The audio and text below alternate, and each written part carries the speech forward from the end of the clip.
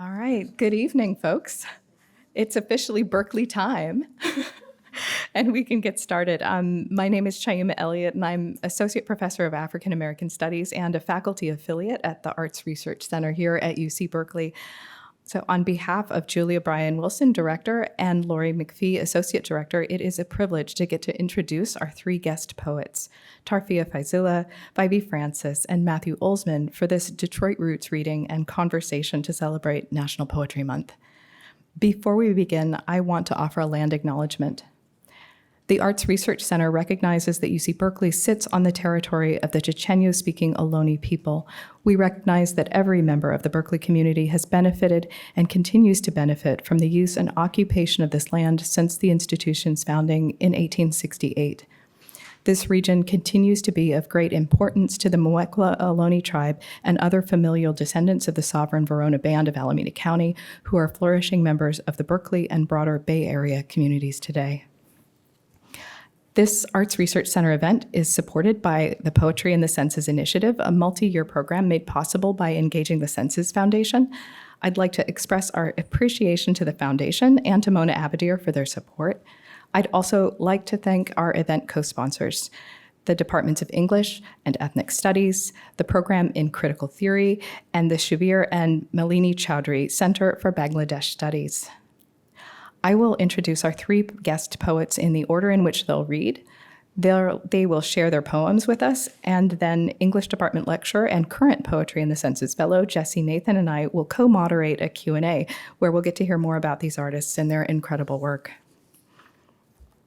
The theme of tonight's National Poetry Month event is Detroit Roots because all of these poets have meaningful connections to that great city and are part of its living literary legacy. Before I introduce them, I want to take a moment to honor the late, great Detroit poet Robert Hayden, whose words about his hometown and particularly his Paradise Valley neighborhood are some of the most moving and evocative acts of Black literary placemaking, I think. It's not quite summertime, but here is Robert Hayden's poem, Summertime in the Living.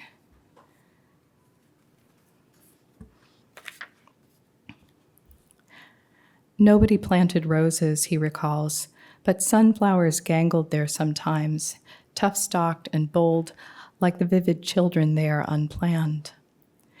Their circus poster horses curveted in trees of heaven above the corals and shattered glass, and he was bareback rider of them all. No roses there in summer, oh, never roses except when people died, and no vacations for his elders, so harshened after each unrelenting day that they were shouting angry. But summer was, they said, the poor folks' time of year, and he remembers how they would sit on broken steps amid the fevered tossings of the dusk, the dark, wafting hearsay with funeral parlor fans or making evening solemn by their quietness. Feels their mosaic eyes upon him, though the florist roses that only sorrow could afford long since have bidden them Godspeed. Oh, summer, summer, summertime. Then grim street preachers shook their tambourines and Bibles in the face of tolerant wickedness. Then Elks parades and big, splendiferous Jack Johnson in his diamond limousine set the ghetto burgeoning with fantasies of Ethiopia, spreading her gorgeous wings. Here's to literary ancestors, Detroit literary ancestors. We probably should have called tonight's event Detroit Roots and Branches because our three guest poets have different meaningful connections to that geography. Without further ado, let me introduce them. Tarfia Faizullah's bio on her website is a bastion of brevity. In full, it reads, quote, "Howdy, I'm a writer and I live in Dallas, Texas," end quote. I'm going to be more verbose in telling you about her. Tarfia Faizullah is a Bengali American poet who was born in Brooklyn and raised in Midland, Texas. She received her MFA in creative writing from Virginia Commonwealth University and was the Nicholas Delbanco Visiting Professor in Poetry at the University of Michigan's Helen Zell Writers Program. During her years in Detroit, she was an editor for the Asian American Review and the Organic Weapon Arts Chapbook series. Faizullah is the recipient of a Fulbright Fellowship and 3 Pushcart Prizes. Her work has been translated into at least 4 languages, and she collaborates regularly with photographers producers, composers, filmmakers, musicians, and visual artists.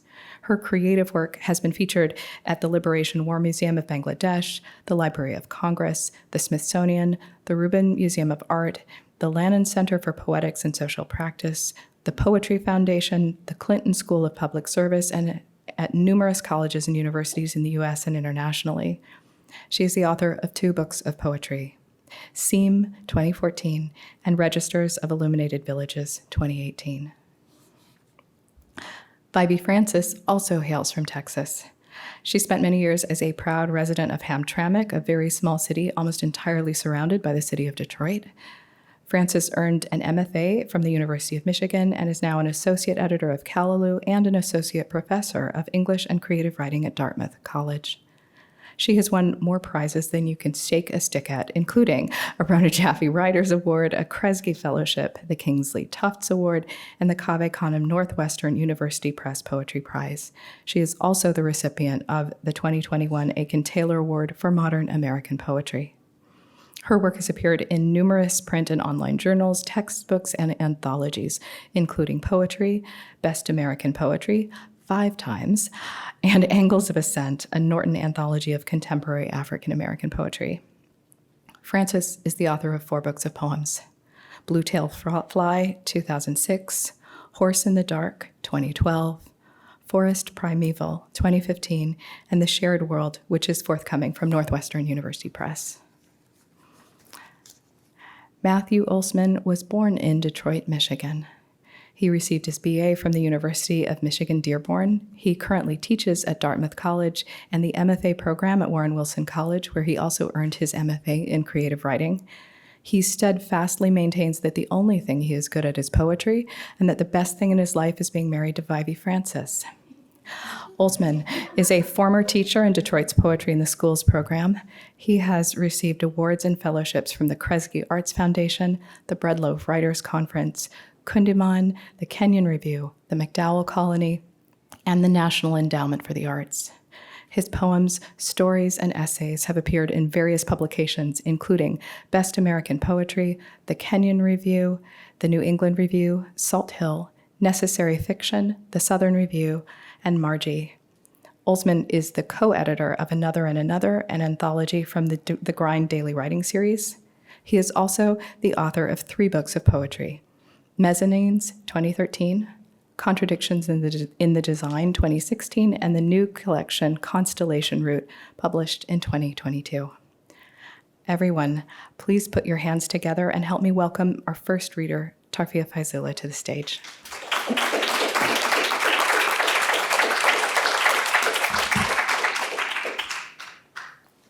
Hi, y'all. Thank you so much for being here. It's an honor, and thank you for that lovely introduction. I'm going to start with a poem that I wrote for Flint at the peak of the water crisis, and it's called I Told the Water. I told the water, you're right. The lost are broken sidewalks we try to avoid. Told it, the map of you folds into corners small enough to swallow. I told the water, you only exist because of thirst. But beside your glistening membrane, we lie face down in dirt.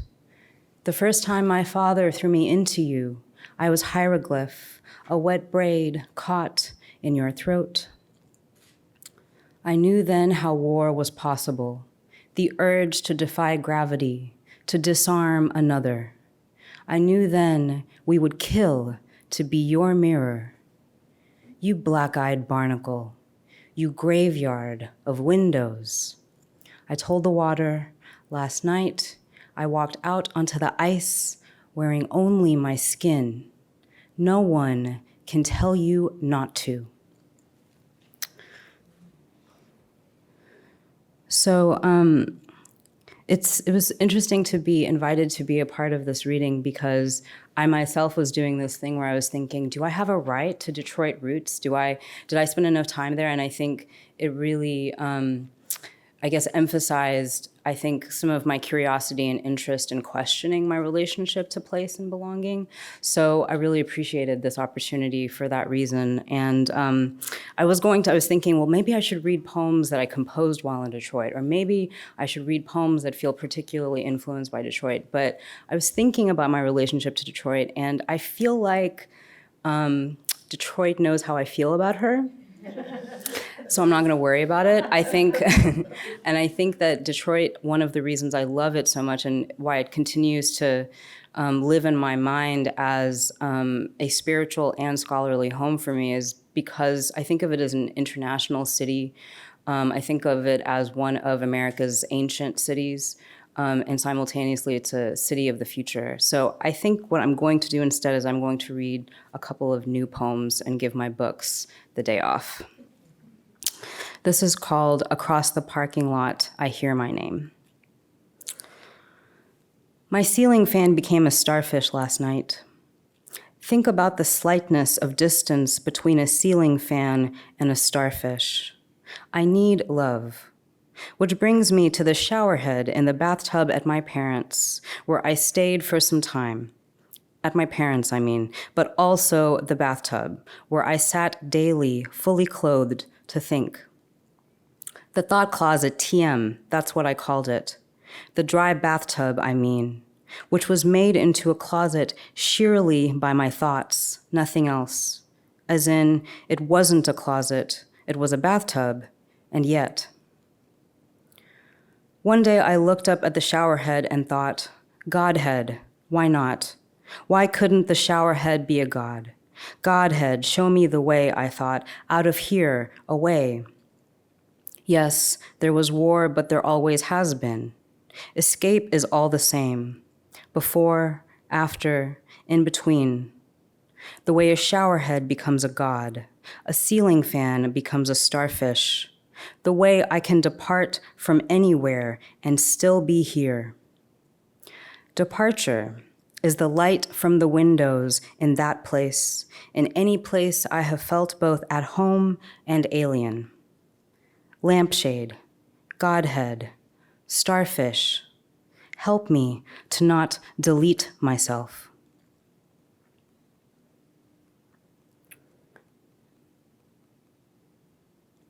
And I'm going to read one last poem, but it's a long one, so. Poets always feel the need to warn people that the poems are long, which I was thinking, recently I did a reading where I read 2 long poems back to back, and I didn't feel bad about it because I was like, well, everybody binges Netflix, it's absolutely fine. This is called Everything Significant, it should be written down. Such as, the sea will turn to smoke, or a person kept calm during a heart attack has a higher chance of survival, or love depends on a recognition of something common plus the value of difference. Tuesday, and the blue light from a police car reflects again in the rim of a jar of water. Who cares about these old-ass paintings of a young woman in a wheat field, or afternoon tea, or the lovers, or the little shepherdess? Not I, not even the girl with cherries. Show me instead the branching in your eyes, a most common proportion. Can you hear symmetry, I wonder? Or is math just image, fractal branching, or is it fractals underfoot? Foot as in a beat in a poem, a moment marked, a moment as is hour, minute, the pause not between but beside. So sit again with me at the screen to select every square with sidewalks, buses, trees, bridges. Yes, yes, I know. To check the box telling me I am still not a robot. But I might be spirals, as are found in sheep horns or natural clocks, honeycomb, the antenna of beetles and moths. Like the moth who alighted on a chair's coarse cloth during a daylight hour, not twilight as I'd suppose. And my surprise at seeing Clyde, yes, I named the moth Clyde, so near, was keener than my grief over all this loss, the infinite thrum of it absent from selfies we smile in, amazed at our ability to make all this loss look so good. When did we lose this ability to feel for as in forbid, for as in form, for as in foreigner? I am afraid we have lost human touch to data. Afraid the silverfish will stop, in fact, scurrying along the railing. And I will miss springtime, the pond in the woods, the reverie, the banks in winter. I am here now. For now, I am here. Not everything should be written down. We are allowed, you know, to have this love story, i.e. the impossible one that recurs, wherein you are terribly familiar, and we begin as enemies but become lovers. I call to you now, dressed in vampire black. Swipe left, right. Hey, beautiful, what are you looking for? And speaking of dating apps, I matched once with a man who, like me, has roots in that country no one in this country has hardly heard of, except via garment factory tragedy or monsoon season, when mere rain can upend a whole home. We are still thinking of what may happen to us. I heard that man kiss his niece and say to her in Bengali, Ammu, I love you. And Ammu is what we call our mothers, and Ma and Ammu is what our mothers call us, their children. And Baba or Abu is what we call our fathers, and what our Babas call us, their children. Therefore, we are fathers and mothers to our fathers and mothers. So too it was for our parents. So it is, I am my own ancestor. Farting is very American as anything can be. A sentence in my notes, uncredited, as is, everyone blames farting on their pets. And this, friends, is on the same page as, I want to wear a crop top that says vaccinated, and I wanted to show my nipples, and I didn't know how fine I was. This time I'll know. And now, friends, this is a poem about friendship. It is only to y'all, after all, can I say, today I did something I wish I didn't have to admit, and yesterday I saw something beautiful, my mother, sitting by a pond with her knees pulled up. Not everything significant can be written down. My breath hitching as I watch her, full of so much vexed love I can hardly breathe. And since we are talking about breath, thank y'all so much.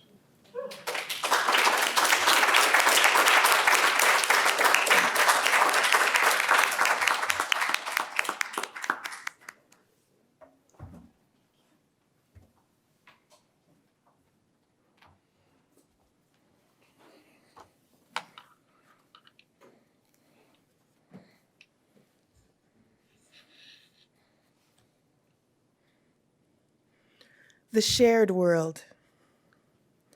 Into the bow of your ear, I whispered the secret story. Now you can't sleep either. Consider it part of your own memory. It connects our childhoods that would have otherwise never crossed. I fell down, your knee was scraped. I stuffed the yellow cake into my mouth and your stomach cramped. When you were abandoned, grief filled my well. The private ravages of our spent youth and adulthood, now implicitly intimate. You want to pull me to you because I have already softened your sharp elbows. I might have sucked the lobe of your ear, though so many have, you wouldn't recognize me there. The pressure of your fingers in my shoulder leaves a firm impression, as if in need I had touched myself. We are insomniacs. The grip of the night freeing us from the slept-through day and its demands. It is said, once you know, you can't unknow. So we ruminate on literature and the gods and continually seek the ousia of the emptied jug or the ever-luminous cherry at the bottom of a looking glass. We are not pretentious. We need no wine, really, but are eager to get on with it. and will take in or do whatever forwards this living, this conversation, this tripwire, keeping us tied, kite to string, present to past, arrow to quiver. Keys. This takes place in the city that was mentioned during the introduction, Hamtramck, Michigan. So we lived in above a coffee house, which was next to a sometime biker bar. Keys. The cathedral, 2 blocks away from a flat in a city where I used to live, chimes every morning at dawn, and the sound is vague. Whereas the rounds fired off on a random evening when I went back to visit were clear. Moving through the air with such clarity, I stayed down flat on the bed, with an arm thrown over my still sleeping husband until it was over. Though next time a window may shatter, or the skull of the old man a house or so over. I found 4 shells the next morning in the side yard. Sometimes the early bells toll a song I recall from childhood, a childhood spent in a church dotted south, though those whitewashed churches lacked the ornament of St. Florian's that I have come to love. When there is a knock on the back door, I don't answer. Of course, there are those who don't knock but try the knob or key my car on the curb because I have a car. And that is enough to inspire hate in someone spilling out of Kelly's bar next door who is saved for nothing but a week of drinks downed in a night. Salvation works that way. A man begins to thirst for what closed-eyed he saw glinting like mica in a stream, and he reached from the bank of his dreams to cup that coin, to bring it wet to the lips. I understand. I, too, can almost taste it, the metal and the rapids moving through me, entering the way the promise of bells enters. Yes, I might be saved by such a stream, if only temporarily. But consider the way the man that keyed my car felt momentarily assuaged by bourbon, a drink he felt to be a drink of class, to forget he had been accused of having none, until he saw the car, daring to sit on its tires like a sign saying, "You who have nothing." He thought he was okay. Thought the night had carried him to the Lethe. I get it.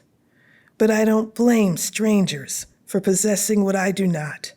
And I don't expect the water to be anything other than what the water is. Grasp. It starts with the glance that considers something that has been caught on a line we'd snap with our disdain if we could have seen it, before we realized we're being dragged to the bank. What a fisher, the practiced fingers that secured the hook. We would have escaped him had he not looked down as we were looking up, and subtle enough to be denied, the piercing, a needle placed by a nurse so skilled he might be a mother blowing on a wound, mouth to our knee before we feel the pain. What chaos the face when gutted so. We gasp on the shore of it, our skin chafed by the sand of it, our chambers ruptured on its rocks. Before the inevitable, we attempt to hold ourselves in, but out everything spills. Then, in a fisheye, the fisher sees the depths whose hints he'd ignored, shadowing his own, the way trees shadow a watercolor lake. The shore. In a nondescript hotel in East Texas, I fell in love with a couple. There in the dim hallway with rugs that were clean enough but darkly patterned to hide the stains, so who knows? Her back was against the wall, her arms up and around his neck. He was bent down to kiss her, to press his body into hers. Their bodies were fluid, 2 waves not crashing but moving through each other. I watched my friends from the other end of the hallway, surprised. I had halted. Doesn't another's passion make us want the same? They never saw me. I didn't stay long and stayed silent, She was not his wife, but his love was palpable. His hands were tender, not quick, slow, not furtive, that press. I have been witness to such passion more than once, more than most.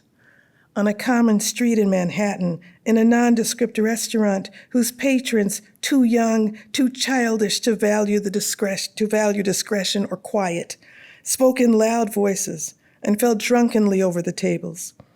I saw my dinner partner through the oversized windows, the street lit by random lights. He drew her up into his body. She was no friend of mine. She followed me to follow him. She found him and drew his face down to hers. They kissed in a way that said they had kissed many times before, and perhaps it had been a long time. The kiss was long and deep, and I ate my steak au poivre, bloody, under sauce, and waited for them to finish, for him to come back to the table after rushing out to take a call. They never saw me watching, didn't even look up. He swept her up as if his entire body longed for a certain kind of completion. Her hair so like his mother's he might have cried into it. And where is the shame in that? She was not his wife. I am not his judge. I was on the shore, only a witness to the oceanic, dangerous, tidal, reckless, and always. Forgive me. Forgive me, the house that keeps me from moving, that lets me rest because I must, rest these legs that have mastered the stairs for now, maybe for a while. Forgive this face that you love that I will never love, and this hair I refuse to press that you press your face into. And no one near me knows how to comb, which enrages me, since I have been trained to manage to cut to arrange anyone's hair. Forgive me this rage that means we may not visit South Carolina, though I am used to Tennessee and North Carolina. This rage that makes breathing difficult. I pant in my sleep as if running from what chased my kin and would see me dead if I'm not careful. Forgive the truth, I won't stop speaking to you and others.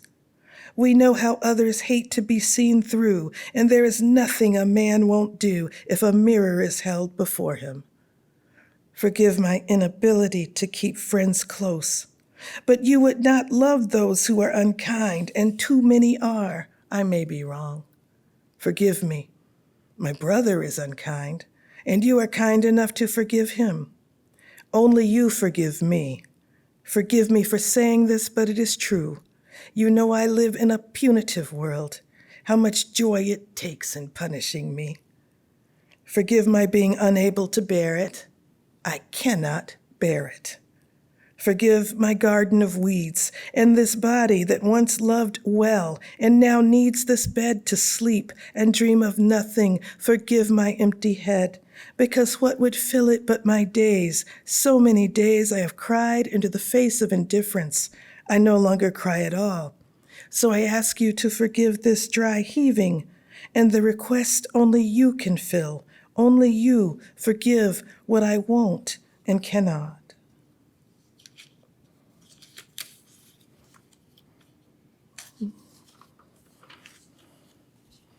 And I'll end with this one. Omnivore. Everyone knows that I am alive, that I chew. Baheo. Rat, teeth to the wood, hoary masticator of plaster, brick, plastic, and bone. And you, goat, chomping with your mouth full of grass and tin. We have no argument. I know the heart must bite to beat. I know, like the young know, everything must be tasted. Everything. Carrot, carpet, flesh.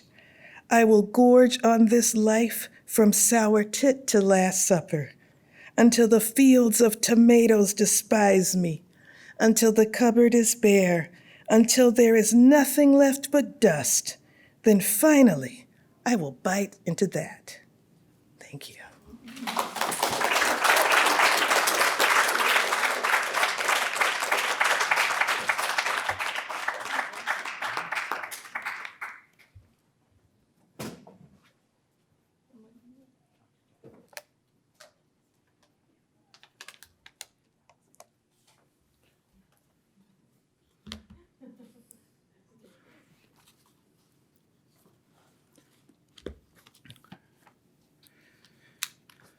All right, so before we go any further, I want to publicly acknowledge that I love every person in this room. I mean it. We've traveled from all over to be here, and I love each of you, all of you, every last one of you except Harold. But the rest of you I love fervently and without limitation.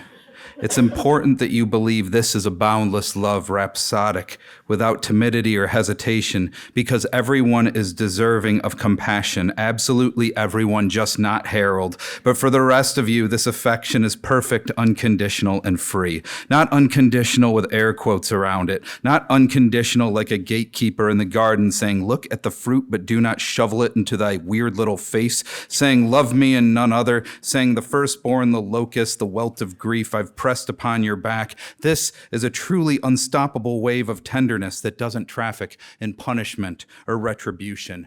In ethically challenged times, it's important to have a stringent moral code, steadfast as the oak whose taproot plunges into the earth, deep enough to allow the tree to never waver, never sway, never give in to the winds of convenience and malice, and therefore this faultless love never marches into the frost-bitten fields or down the streets of its numerous enemies to shout something like, oh, motherfuckers, I'm petty and malevolent and will track you through the sleet to show you all the ways in which I can make your world fracture and die. This love would never think to say something like that. Instead, it reaches with a gentle hand, a heart full of benignities, and an unflinching recognition that, without question, there is no living soul unworthy of forgiveness except Harold, and now Marcus, and possibly Mackenzie, but really no one else beyond redemption. It is a love for which there are no omissions, no exclusions, no rules or fine print on this contract, which is binding. My invisible horse and the speed of human decency. People always tell me don't put the cart before the horse, which is curious because I don't have a horse. Is this some new advancement in public shaming, repeatedly drawing one's attention to that which one is currently not and never has been in possession of? If ever I happen to obtain a Clydesdale, then I'll align absolutely it to its proper position in relation to the cart.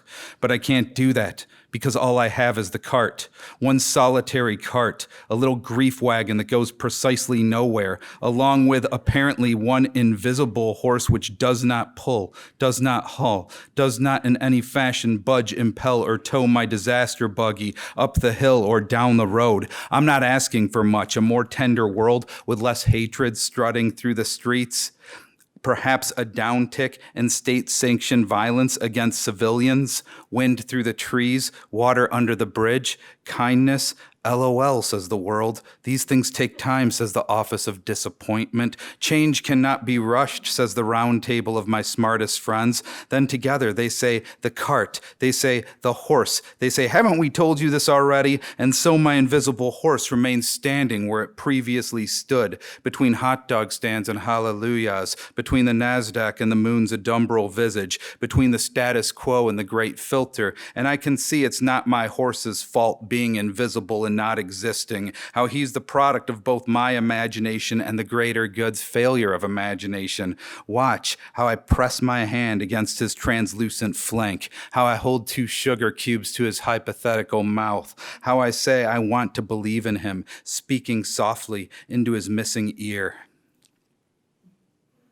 I'm sort of improvising a little here because Chai had brought up Robert Elliott, and Tarfia read poems off her phone. So now I too want to mention Robert Hayden, and read poems off my phone because it feels okay to do that now. And so this is going to be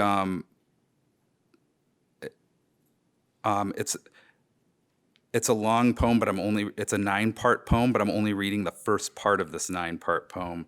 And it has an it has an epigraph from Robert Hayden. One of my favorite poems is American Journal, where he had written, "Do they indeed know what or who they are? Do not seem to, yet no other beings in the universe make more extravagant claims for their importance and identity." The Earthlings. 1.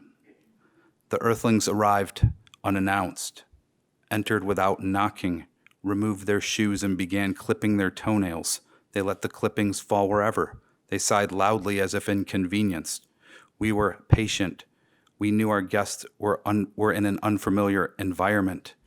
They just needed time to adjust. For dinner, we prepared turkey meatloaf with a side of cauliflower. "This is too dry," they said. "This is not like what our mothers made," they said. We wanted to offer a tour of our world, demonstrate how we freed ourselves from the prisons of linear time, but the Earthlings were already spelunking our closets, prying tools from their containers and holding them to the light. "What's this?" they demanded. "What's this? What's this? And what's this?" "That's a quantum annihilator. Please put that down." "That's a particle grinder. Please put that down." "We could show you how to heal the sick," we said. "We could help you feed every nation, commune with all with all-seeing sentient energy that palpitates through all forms of known matter." "Nah," they said, "teach us to vaporize a continent. Teach us to turn a mountain into revenue." Then the Earthlings left a faucet running and flooded our basement.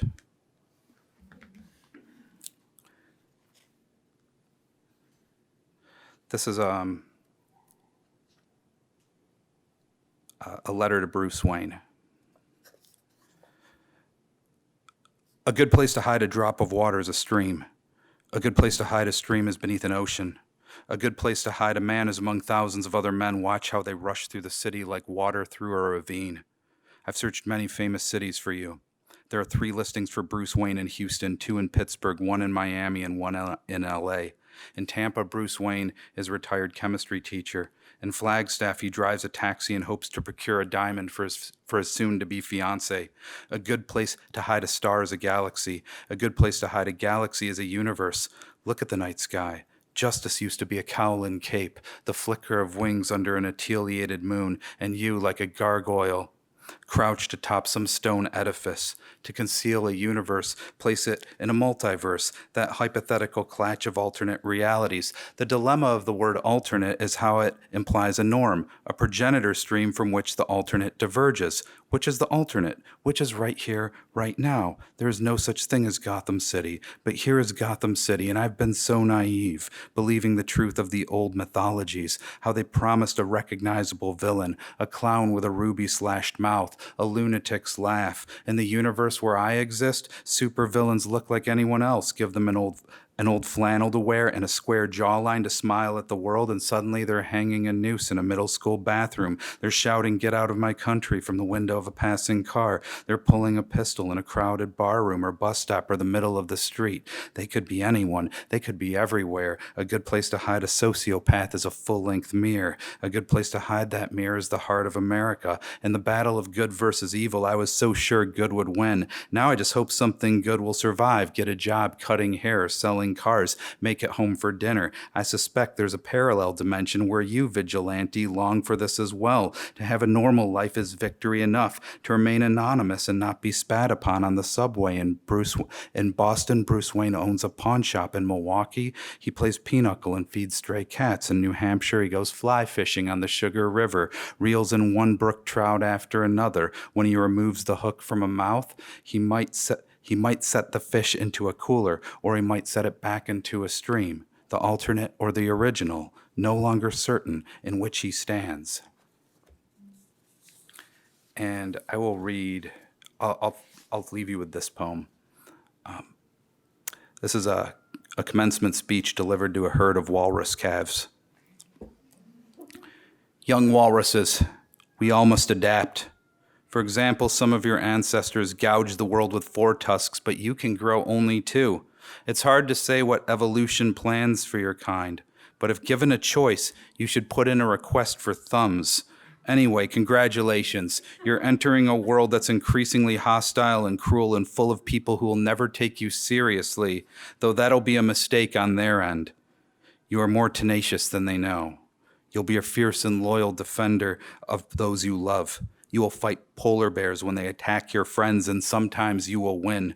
Of course, the odds always favor the polar bear, but that's not the point. The point is courage. The point is bravery. The point is you are all fighters, even when the fight in which you find yourself ensures unpleasant things will happen. For example, the bear will gnaw apart your skull or neck until you stop that persistent twitching. It will eat your skin, all of it, then blubber, then muscle, then the tears of your loved ones. In that order, it will savor every bite, and you will just suffer and suffer until the emptiness can wash over you. The good news is things change. For example, the environment. Climate change indeed is bad for you, but it's worse for polar bears, whose conservation status is now listed as vulnerable, which is one step removed from endangered, which is one step removed from extinct, which is a synonym for hooray, none of you get eaten. I suppose this will make some people sad. Even now they're posting pictures of disconsolate polar bear cubs on melting ice floes drifting toward their well-deserved oblivion. They say, we need to stop this. They say we need to do something now. These people are not your friends. One cannot be on both Team Walrus and Team Polar Bear at the same time. I'm not saying these people are evil. I'm saying it's time to choose a side. I'm saying sharpen your tusks, young calves. Your enemies are devious. You need to train yourself to do what they won't expect, like use computers, invest in renewable energies, read Zbigniew of Herbert. Unrelatedly, your whiskers make you appear to have mustaches, which, seeing as you're not even toddlers yet, is remarkably unsettling. Babies that look like grown men freak me out, like those medieval paintings by so-called masters where they'd make the face of little baby Jesus look like an ancient constipated banker. If that's what God really looks like, it's no wonder we've done what we've done to the earth. Maybe you can repair what we spent Maybe you can repair what we spent lifetimes taking apart, replace some screws, oil some hinges. That might sound impossible, but have you ever looked at yourself? Seriously, take a quick look at a walrus face and tell me how that's possible. Everything about it defies the laws of physics. You will exist beyond the reach of nature. You will learn to slow your own heartbeat to preserve oxygen while diving to depths of over 900 feet. You will stay awake for up to 3 consecutive days while swimming on the open sea. And when the ocean is too rough, so terrible with longing, so ruptured with heartache, you'll find a small island of stone or ice offering refuge. It'll be difficult to climb from the water, but because there's hope for us all, you will hoist yourself up, using only your front teeth to drag your body onto the shore. Thank you.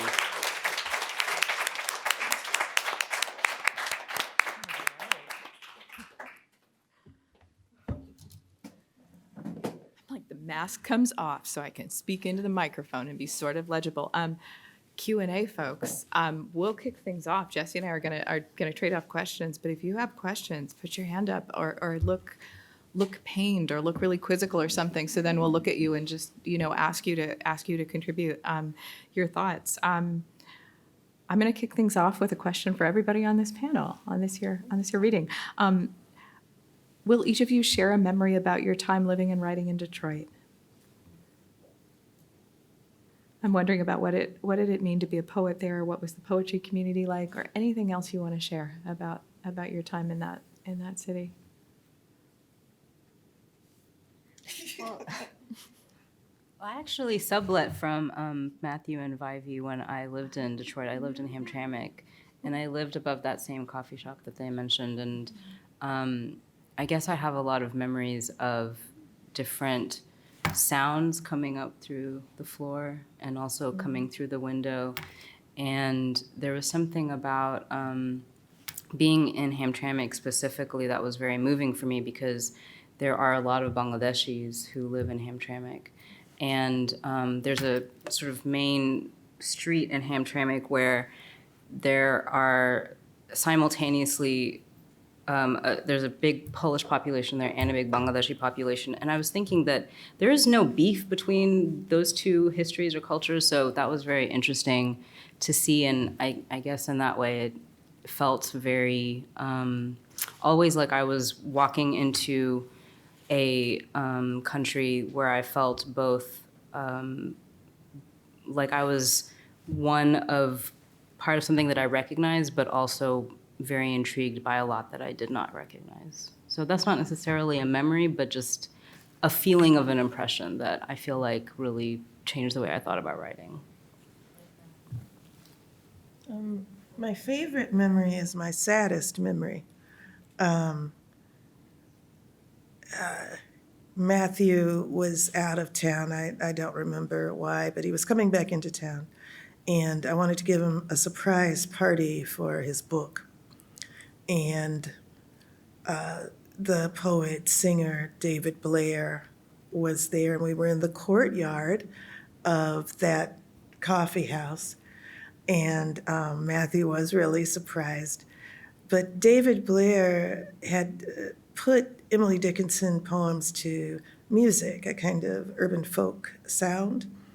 And he played it, and a poet friend of ours came up behind me. I was taking these ribs my dad and my uncle had made and passing them around and running around.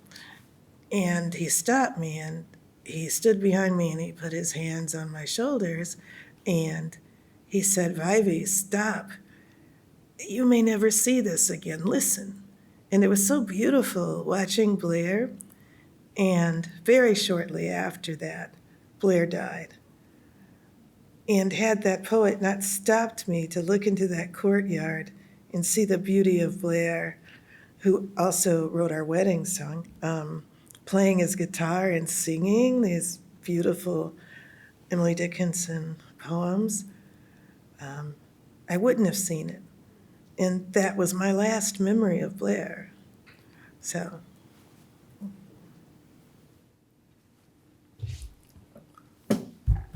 Now I'm sad. Oh, I'm sorry. No, the moments like that where you have like these like sort of readings or backyard concerts, I think this isn't like one specific memory, but it's more like a general impression. When I was, I think when I was starting to write poems, I didn't realize that like the sort of unique structure of the Detroit kind of poetry ecosystem, maybe until I had spent some time away from it. But there weren't a lot of bookstores in the city that had reading series where touring authors came through. There wasn't like an MFA program in Detroit that was bringing writers in. And thinking about like the late 90s or the early part of the aughts, you know, there's I think a sense of a community that was kind of growing up in isolation from the rest of the literary world, where you had workshops happening in people's basements and readings in people's backyards and bars and it was. I remember it being a sort of fascinating time in the city, where there were a number of artists that I thought were it was just gonna be a race to see how many of them would be making some really amazing creations, and then realizing later that those who did kind of emerge from that moment, how unique their voices were, and I've often wondered about the kind of isolation of the city, if it's kind of like one of those islands that, you know, is out in the middle of the ocean, that because it's so far removed from any other landmass, so like weird animals that don't evolve anywhere else evolve there, is sort of the uniqueness of some of the art and writing that I found there could be attributed to something similar. Now I'm trying to imagine who is which animal. I'm like, yeah, that's Like who is the equivalent of the... Yeah, like a platypus crossed with, I don't know, like a jellyfish or something, but like also with like some sort of DJ equipment built into that. Like, yeah, who is that person, right? Right. Yeah. I'll tell you later. Once we're off the mics. Well, thank you for that beautiful reading, all three of you. Just really moving, and I see some of my students here in the audience, and it reminds me that. And I guess this is a question also for all of you. I'm always curious how your poems, how any poet's poems tend to come to them. How do your poems tend to emerge? Are there tendencies, or is it different every time? Is it do you hear a voice? Do you hear? Is it an image? Some combination of those things? Are there general laws to it, or is it pretty chaotic? shook your head like you know. I I think it's a lot of trial and error. When I sit down, I don't always sit down with an idea like this is going to be a poem about gun violence, or this is going to be a poem about existential despair. It's just like, this is going to be a poem where I try to write a sentence that's interesting, and then I try to add other things that are interesting to that. And when I'm drafting a poem, it goes out in a lot of odd directions, and then when I'm revising it does it start to sort of take a shape. That's when I look back and start saying, this part's interesting, this isn't. And it's mostly just going through and seeing, do I like this? Do I like this? How do the parts fit together? And then the world starts to creep into it, and you start to notice connections that you might not be noticing initially in the drafting process.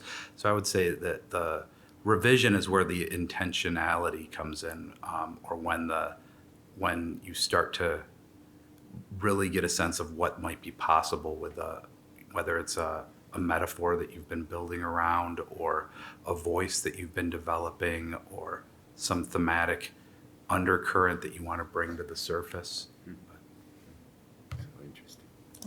My poems always begin with emotion. And generally, the emotion would be, for lack of a better word in this moment, a darker emotion. And when I'm resting, after I sleep, just as I wake up, that's when the language I've gathered during the day, it's all there. And then there's the emotion, and Matthew knows I wake up enraged a lot, and I start talking about the world and how it needs to be fixed. And inside of all that language, I find lines, things happen when I'm sleeping, but I won't say through dreams. I just think all day long, the language is building in my head, and then I sleep, and when I wake up, there it is. But I've taught myself to pay attention to it, to not dismiss it, and take it down.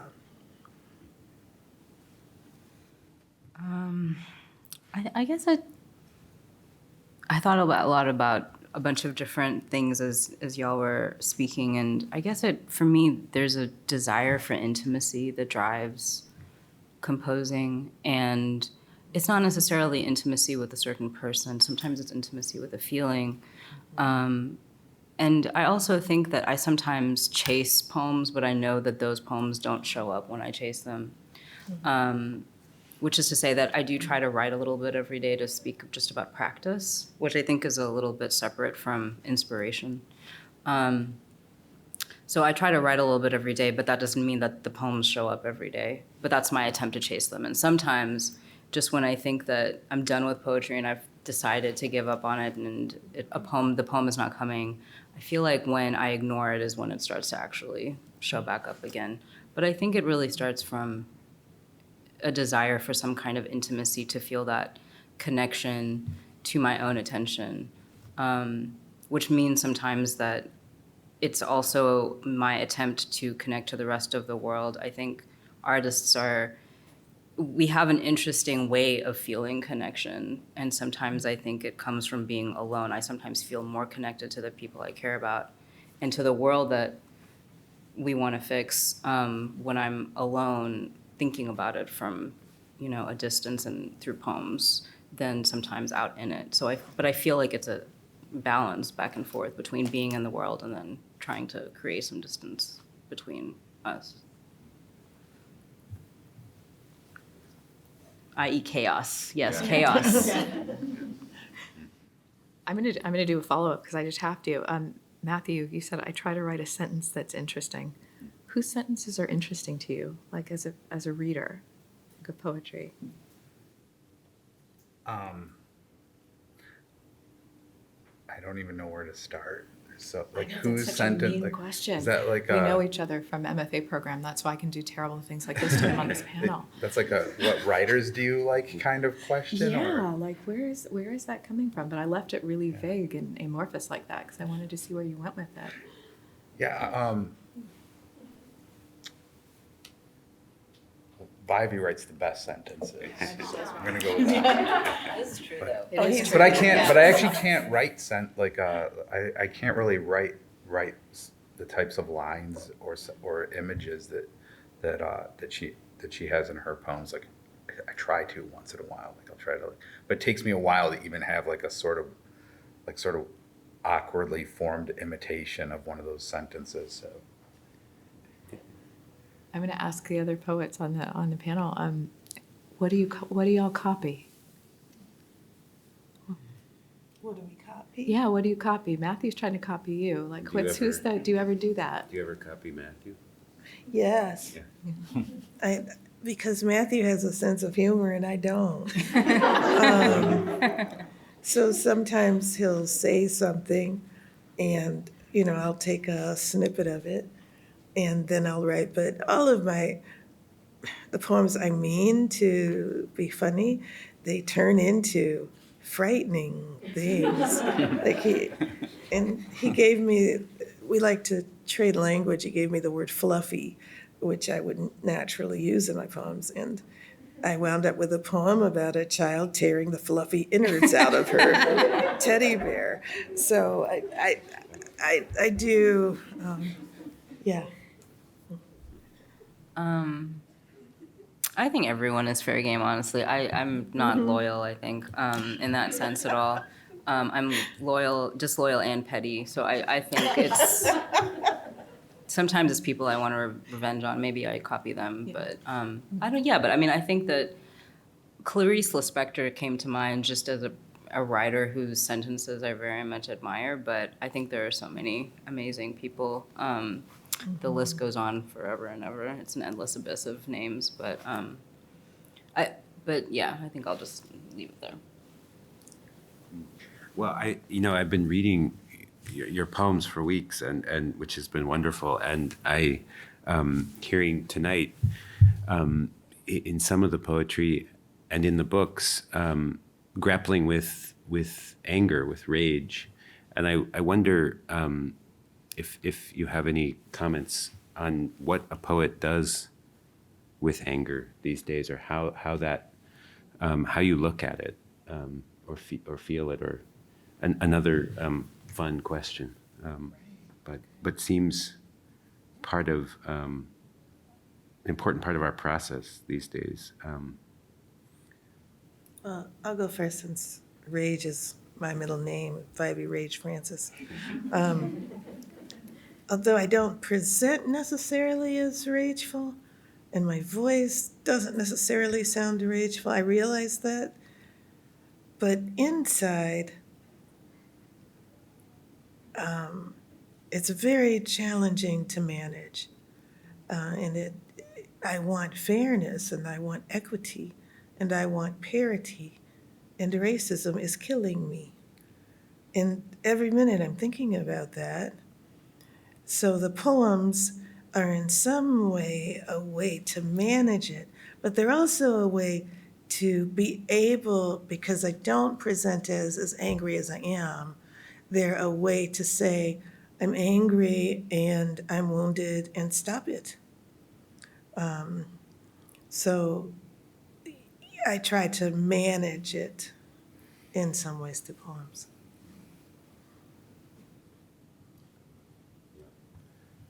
Yeah, curious what. Does anybody else want to weigh in on anger? That's such a big question, yeah. It is, isn't it? I guess I think about hysteria a lot specifically, which is not necessarily the same thing as rage, but maybe has some kind of relationship. And I think that I have semi-regular, what I call them meltdowns. And they take a lot of different forms, I would say. Sometimes they're poems, if I'm lucky. Sometimes it's not. Sometimes it's like wild flailing. But I think there's something in that wild flailing that I feel like when I get really angry, I appreciate it. I feel sort of like there is something, like I'm actually feeling something, which is actually a challenge all of its own, is not feeling at all, is I think something that also happens to me, like a complete erasure of feeling. So I feel sort of grateful for rage, even though it frightens me. Even though it makes me feel helpless and out of control, I feel like at its best, it reminds us that there are still things that we care enough about to feel something that strongly for. And I do think poetry is a practice that helps me rearrange those meltdowns into something that feels meaningful.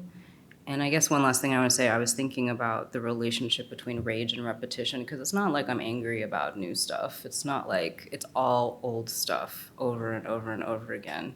It's the same stuff. It's been the same stuff my whole life, I think. So I think there's that too, in terms of thinking about it as part of a poetry practice, is that repetition.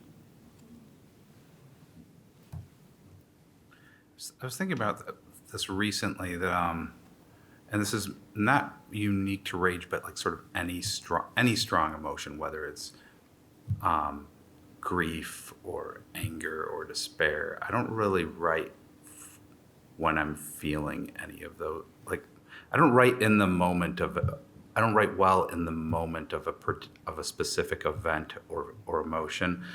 So if there's if those things enter the poem, it's often me looking back at something from a distance. I have to write from a space where I'm a little bit separate from it, to be able to have words about it or try to shape it. So, and that's pretty much but that's not unique to that one emotion. It's probably for any strongly felt thing. What Vivi and Tarfia, curious just about, do you write from the strong emotion, or is there also that kind of distancing process? Both. Yeah. But much of the time from the strong emotion, for me. I would say not so much from the moment of rage itself. It's more like the rage comes and there's like a part of my, I think like my brain works as a kind of recorder, and it's sort of paying attention to what's happening while the rage is happening. And then I'll sit with it when it feels safe, because in the moment it doesn't feel safe to say anything. Yeah. I was just going to say, all y'all audiences, I'm seeing these nods, I'm seeing these looks. Question. Vincente. Yeah. Thank you so much. Can y'all hear me? Oh, wow. Can you hear me? Can you hear me? All right. So thanks so much for the reading tonight. I'm kind of I have a big question about like community. There are a lot of folks who are in the like emerging poetry realm, which is like a bunch of rejections, a bunch of trying to get this and trying to get that and find your people. And so I'm just wondering like what you all think the role that community should play in your work as a poet. For all of us? Yeah, definitely.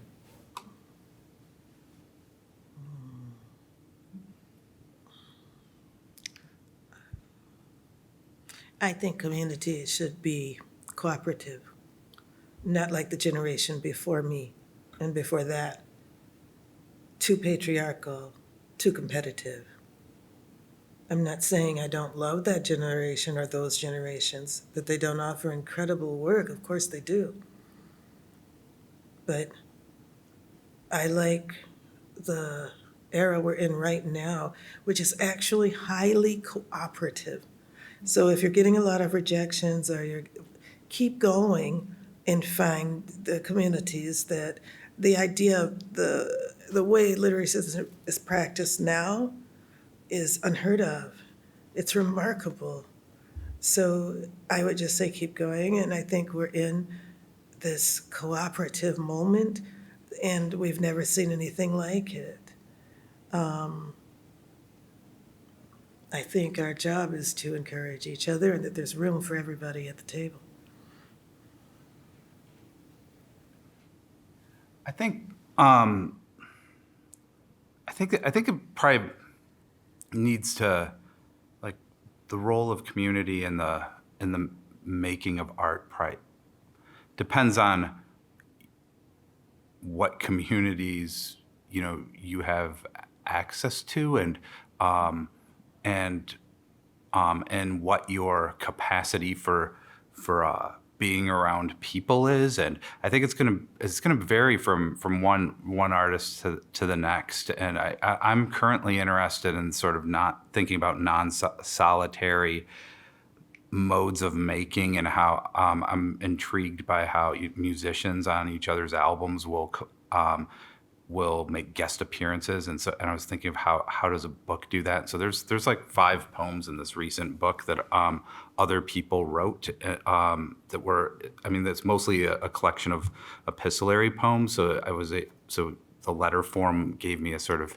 easy, organic way to kind of try to make it feel more communal. But ultimately, I think writing is it's a really solitary art, no matter, I mean, even if you're out doing readings and publishing poems, and the moments where of affirmation can be few and far between, even for the luckiest of us. Like when you're mentioning rejection and things like that, I think part of what gets me through, it sometimes is community, but it's also just finding a love for the process itself. Like, were you just like making things? And because most of your experience as a writer is sitting alone at a desk for many hours, and then you repeat that day after day after day it sounds like a really lonely thing unless you become the type of person that's like, thank God, I love sitting alone at a desk for hour after hour. I mean, then it's awesome.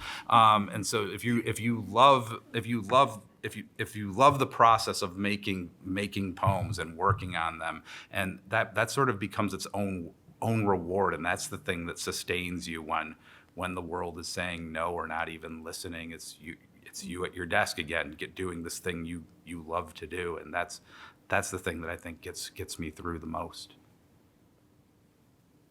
I think I have kind of a vexed relationship to the concept of community because I'm suspicious of it.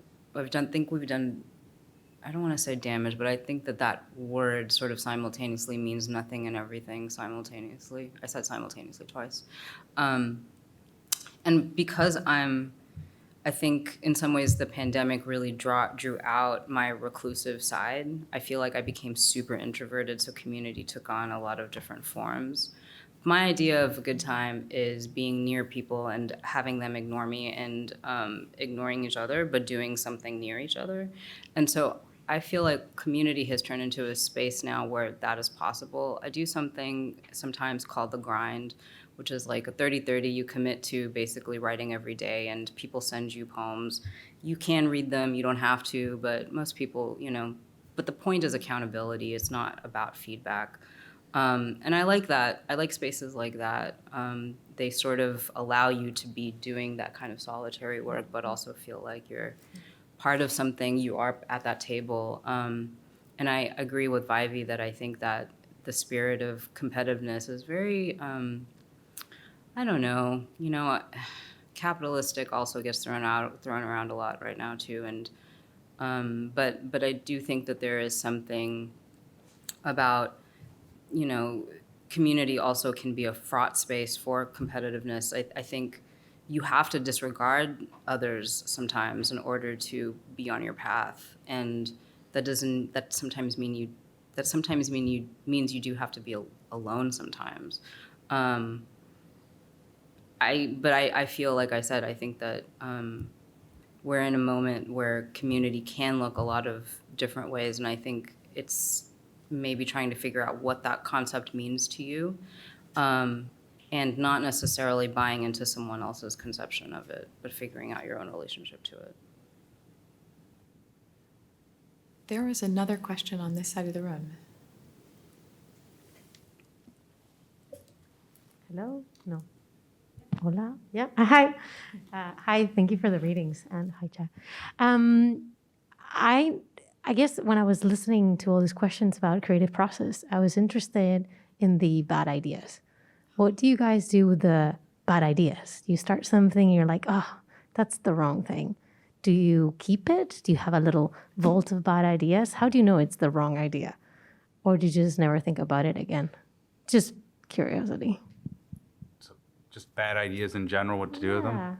I don't know. I feel I just let them go, and I think I have enough things that I think a good part of my writing process is looking back over like piles of stuff that I've made and seeing what I'm still interested in, and I would rather spend that time on something that I feel excited about. So if something doesn't quite work out, maybe the poem just like is kind of rough, but there's some idea or some line or a phrase I can come back to it at some point. If it lingers in my memory long enough, I might go back to it. But I feel no need to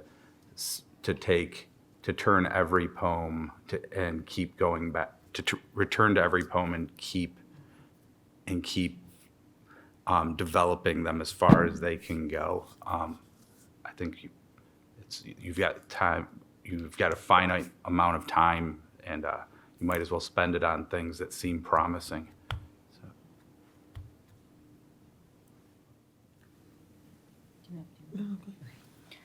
I love this question a lot, actually, because I think most of my ideas are bad. Well, I go back and forth. Sometimes I think they're really amazing, and then they turn out to be bad. So it really, I think it depends on time also. But I also feel sort of in your question is a curiosity about like how you know that you're working on something that matters and you want to keep on with. And I think for me, I do think about what I want to share, which is a little bit different than what I create. There's a lot of stuff that I make that doesn't see the light of day. I wrote a whole book that's hopefully nobody will ever see it, except for the like 1 to 1.5 people that I showed it to.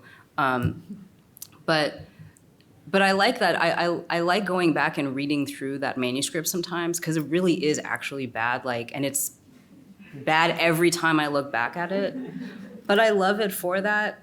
And I guess I also want to say that I recently did, speaking of community also, I worked with a writer in Dallas where I live now on, she does these, she publishes zines basically, like collaborative zines. And the timeline for which we can produce 5 to 7 poems is actually very short. So the poems are not very good. Like the poems that I write and then therefore share end up not being very good. And I sort of love that because it means that poems are not always precious. Like I'm not always precious about writing poetry. I can write a bad poem and survive. I can publish a bad poem and survive. Like that to me is, I find perfectionism to be just a horrible battle that we're all in. Exacerbated by social media, of course, too. So I feel like when I allow myself to be bad, it feels special. It feels like I'm challenging some way of thinking that is actually very unhealthy. Yeah. I love what you just said, you know, the poems aren't precious, you know.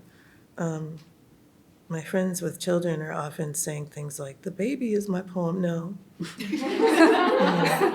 I have this exercise where I write baby on a piece of paper and I show baby and then I tear the paper up and then I ball it up and then I throw it across the room.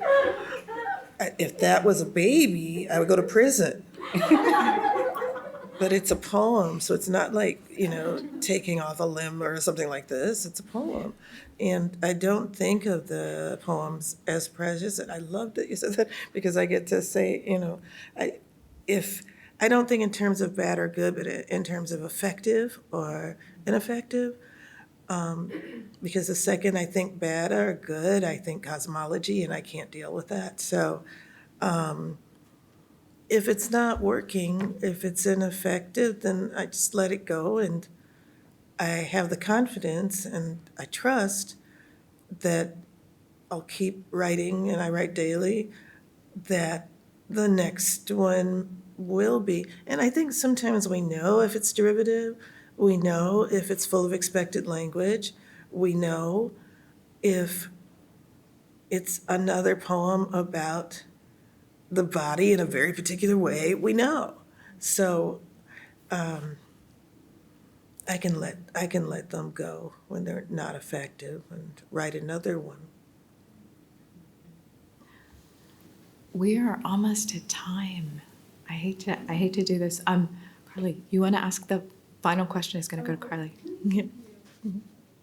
Hi. First of all, thank you so much for sharing. So this is for everybody. How did you claim the title of poet for yourself? Was this something that you struggled with? Did you ever feel like you didn't deserve it? And if so, how did you get over that? Oh, can I answer that first? I had no trouble calling myself a poet. I've had thousands of students at this point, and more than half of them, I don't know, Professor Francis, if I'm a poet. I can't relate to it. I knew I loved poetry by 15. I knew I wanted to write it by 19. I really started calling myself a poet at 20, meaning just someone who writes poetry and loves it. All I needed was the pen and the paper and writing poetry, and I knew I was a poet. I loved to write it. I wrote it all the time. I wasn't a truck driver, so I wasn't a doctor. So what was I? I was a poet, and it was as simple as that for me. I really gave myself permission to be a poet, and by 24, it became my professional position, meaning by that, I was going to privilege poetry for the rest of my life in a way that meant I was going to join the great conversation through publication. So, yeah, I love being a poet. Why wouldn't I love calling myself a poet? And no, I've never, not one time, thank you, Harold Bloom, who I don't agree with, ever felt anxiety around it. I was kind of angry, wasn't it? Let me roll that back. Okay. Is Harold Bloom the Harold in your poems? That No. doesn't. No. That's a great question. We're just hope nobody named Harold's in the room today. So. It's fun. It's funny you asked that, because I feel that I might know more poets who are hesitant to claim the title poetry, not because they don't feel that they're worthy of it, but because they're a little embarrassed by it. Like you meet someone That's real. at a dinner party or something, and they're like, "Oh, what do you do?" And you're like, "Oh, I'm a writer." And there's like, "Oh, okay. What do you write?" And then they're Poems? stuff. Like, what kind of stuff? Like, not I write poems. And I think it's. I almost had a teacher who said his name was David James, and he asked and this was an intro to poetry class like a zillion years ago. He said.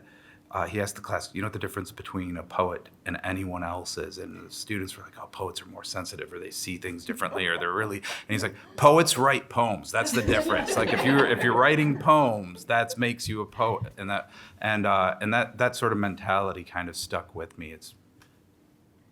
It's more of a thing that it can be an identity, but it's not a credential that you have to go out and earn or something. It's a thing you do. So. I feel really called out by both of you, frankly.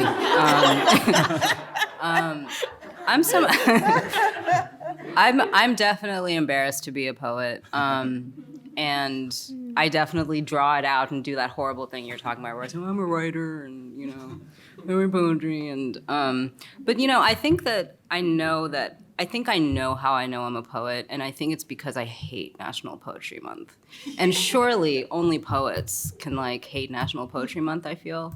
I'm being glib because I'm dodging the actual question, but I have said to a couple people this month that I hate National Poetry Month, and I gleefully said it, and I think that the glee is what really makes me a poet, like the delight and the fact that I sort of have this relationship to this very old art form that I think seems arbitrary in all sorts of ways, but has been around for just such a long time. And I'm drawn to poetry because it is still essentially an art form that is even available to the illiterate.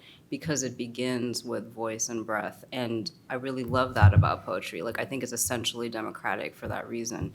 Though, despite perhaps institutional efforts to make it otherwise. And so I think like my resistance to thinking of myself as poet is part of my, the way that I trace my relationship to poetry, because resistance is why I go to poetry specifically over other art forms. Though I do write in other genres, but my deep loyalty and devotion is to poetry because it resists being defined very easily. That feels like an amazing, amazing note to end on. I get to now offer some thanks. Okay, so here's some thanks to wrap it up for us. Thanks first to our amazing guest poets, Tarfia Faizullah, Vivi Francis, and Matthew Olsman. Thank you for being here with us in person. We're grateful for your words and your presence. And I know that the ARC Fellows are looking forward to the craft workshop with you tomorrow. Again, I'd like to thank the Engaging the Senses Foundation and our event co-sponsors, the Department of English, the Department of Ethnic Studies, the Program in Critical Theory, and the Shabir and Malini Chowdhury Center for Bangladesh Studies. Thank you, audience, for attending this reading in this weird corner of the library. I'm amazed that you found it. This is so wonderful. Thank you for the folks who are watching later via the event recording. The Arts Research Center is grateful to be in community with you. Finally, a shout out to Detroit for being awesome. Thank you, Detroit. And a word of gratitude for National Poetry Month. Yeah, for bringing us together to celebrate poetry, reflect on what it contributes to contemporary life, all that stuff. I feel, oh my gosh, a second ago, Tarfia, when you were talking about hating National Poetry Month, it's like being in Black Studies, right? Like we're just like, it's every month is Black History Month in our department. I'm like, we're poets. Every month is National Poetry Month. Let's just be real about that.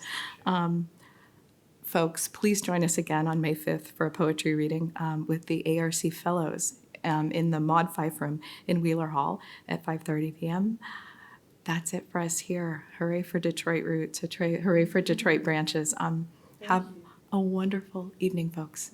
Good night.